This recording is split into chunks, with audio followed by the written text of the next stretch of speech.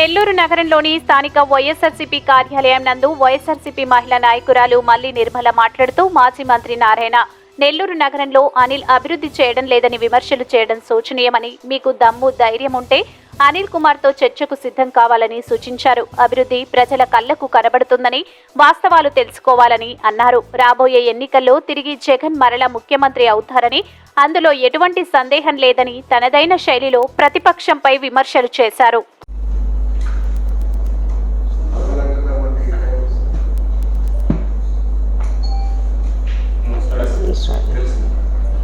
అందరికీ నమస్కారం అండి. ఈరోజు ఈ సమావేశం ఏర్పాటు చేయడానికి కారణం ఏంటంటే, నెల్లూరు నగరంలో నారాయణ గారు 4.5 సంవత్సరాల తరువాత నగరంలో పర్యటిస్తూ మా ఎమ్మెల్యే అనిల్ కుమార్ యాదవ్ గారి మీద అభివృద్ధి ఏమీ చేయలేదు, సంక్షేమం ఏమి అందించలేదు అని నారాయణ గారు మాట్లాడడం చాలా విడ్డూరంగా ఉందండి. ఆయన 4.5 సంవత్సరాల పాటు ప్రతిపక్ష నాయకుడిగా ఆయన బాధ్యతని నిర్వర్తించకుండా, ఆయన అసలు మనిషే అడ్రస్ లేకుండా ఈరోజు పోటీ చేయాలన్నటువంటి ఉద్దేశంతో వచ్చి ఇక్కడ అనిల్ కుమార్ యాదవ్ గారి మీద నిందలు మోపుతూ ఈ మధ్యకాలంలో తిరుగుతూ ఉన్నాడండి. ఆయన చెప్తాడు, ఈ రాష్ట్రంలో జగన్మోహన్ రెడ్డి గారు అభ్యర్థుల్ని మార్చేస్తున్నారు అని మాట్లాడతాడు. నాకు ఒక 50,000 మెజార్టీతో నన్ను గెలిపించండి అని అడుగుతూ ఉన్నాడు. డ్వాక్రా మహిళలకి నేను ఏదో చేసేసాను అని చెప్తూ ఉన్నాడు. రాజకీయాల్లో పరిజ్ఞానం లేనటువంటి నారాయణ గారికి ఆయన ఎక్కువగా ఈ మధ్య జూమ్ మీటింగ్లు పెడుతూ ఉన్నాడండి.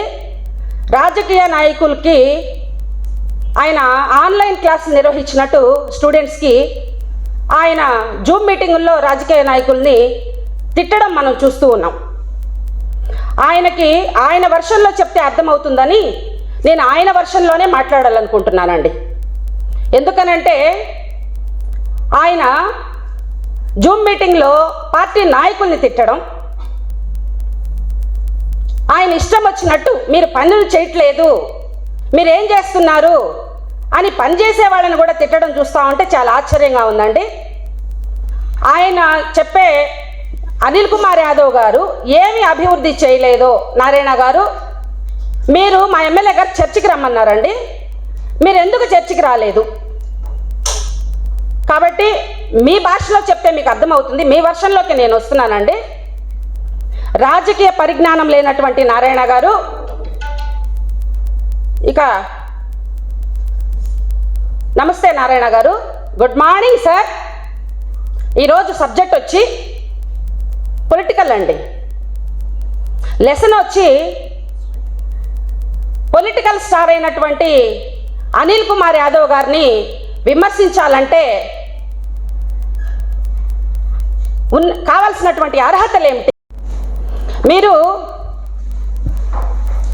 మొదటగా గమనించాల్సిన విషయం ఏంటంటే, నెల్లూరు నగర ప్రజల్ని నన్ను ఓట్లేసి గెలిపించండి అని అడుగుతున్నారు కదా. నేను గతంలో అభివృద్ధి చేశాను అంటున్నారు కదా.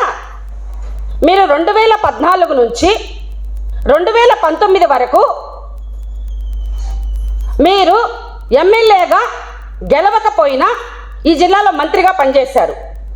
కానీ మా ఎమ్మెల్యే అనిల్ కుమార్ యాదవ్ గారు 2014 నుంచి 2019 వరకు కూడా ఎమ్మెల్యేగా ప్రజాక్షేత్రంలో గెలిచి, మీ పార్టీ అధికారంలో ఉన్నా కూడా, మా నాయకుడు ప్రతిపక్షంలో ఉన్నా కూడా ఈ నెల్లూరు నగరాన్ని విడిచిపెట్టకుండా ఈ జిల్లా ప్రజలకి, ఈ నగర ప్రజలకి నిత్యం అందుబాటులో ఉంటూ ఆయన నిరంతరం ప్రతిపక్ష ఎమ్మెల్యేగా ఆయన పాత్రను ఆయన పోషించారు. మరి మీరు ఎక్కడికి వెళ్ళారు సార్? 2019లో మీరు ఓడిపోయిన తర్వాత 4.5 సంవత్సరం పాటు ఈ నగర ప్రజల్ని గాలి కొదిలేసి, కరోనా వస్తే వాళ్ళని కష్టకాలంలో కూడా వాళ్ళని పరామర్శించకుండా మీరు ఈరోజు వచ్చి వాళ్ళని ఓట్లేసి గెలిపించమని ఎలా అడగదలుచుకున్నారు సార్? ఇకపోతే మీరు అధికార పార్టీలో ఉంటూ, ఈ జిల్లా మంత్రిగా ఉంటూ 2019లో మీరు ఎలక్షన్కి వెళ్తే మిమ్మల్ని ఈ నగర ప్రజలు ఓడించారు. 2019లో అనిల్ కుమార్ యాదవ్ గారిని మళ్ళీ ఈ నగర ప్రజలు గెలిపించారు. అంటే దీని అర్థం ఏంటండి? రాజ్యానికి రాజు బల్లాల దేవుడైనా ప్రజలు బాహుబలినే కోరుకున్నారు.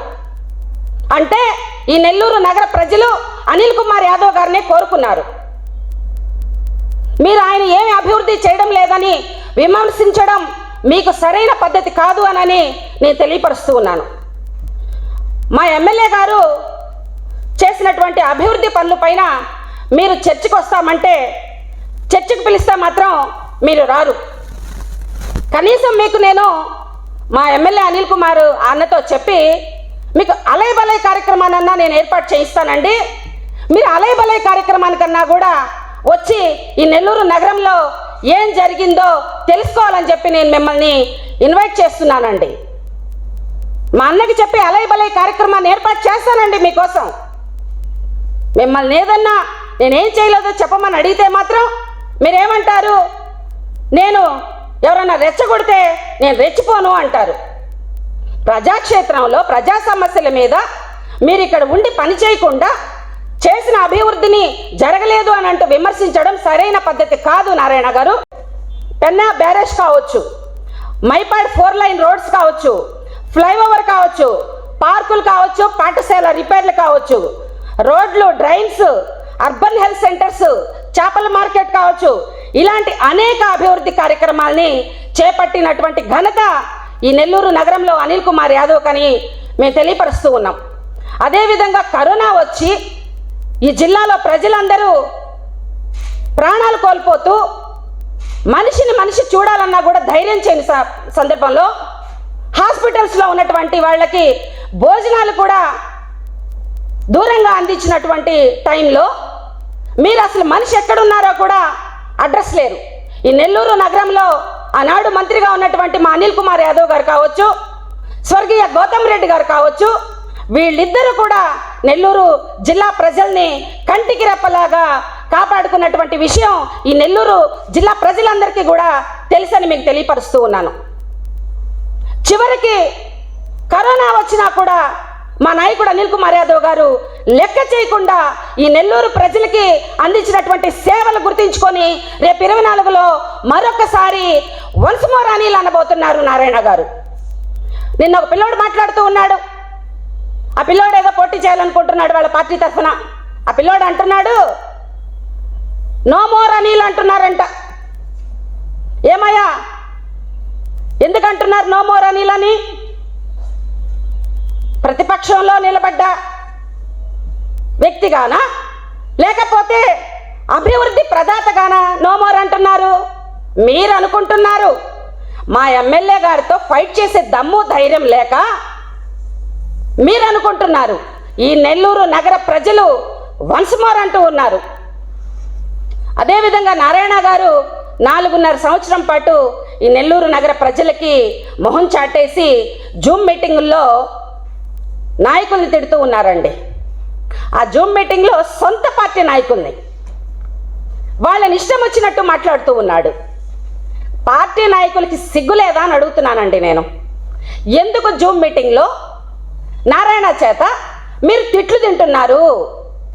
అంటే అతనిచ్చే చిల్లర పైసల కోసమా? ఎందుకని అంత నీచంగా మీరు మీ ఉనికిని కోల్పోతూ ఉన్నారు? ఒక్కొక్కరు తెలుగుదేశం పార్టీ పెట్టినప్పటి నుంచి పార్టీలో ఉన్నారే. నారాయణ గారు తెలుగుదేశం పార్టీలో పనిచేయకుండా ఈ 4.5 సంవత్సరాల పాటు ఎస్కేప్ అయిపోయి మీరే ఈ పార్టీకి పనిచేసుకున్నారే, ఇన్ఛార్జీలుగా పనిచేశారే. ఈరోజు సడన్గా తెరపైకి వచ్చేసి మిమ్మల్ని ఇష్టం వచ్చినట్టు జూమ్ మీటింగ్లో తిడుతూ ఉంటే మీరు ఎందుకు నోరు మెదపకుండా కూర్చున్నారు? ఎందుకు ఇంత సిగ్గుమాలిన రాజకీయాలు చేస్తున్నారు అని నేను మిమ్మల్ని ప్రశ్నిస్తున్నాను.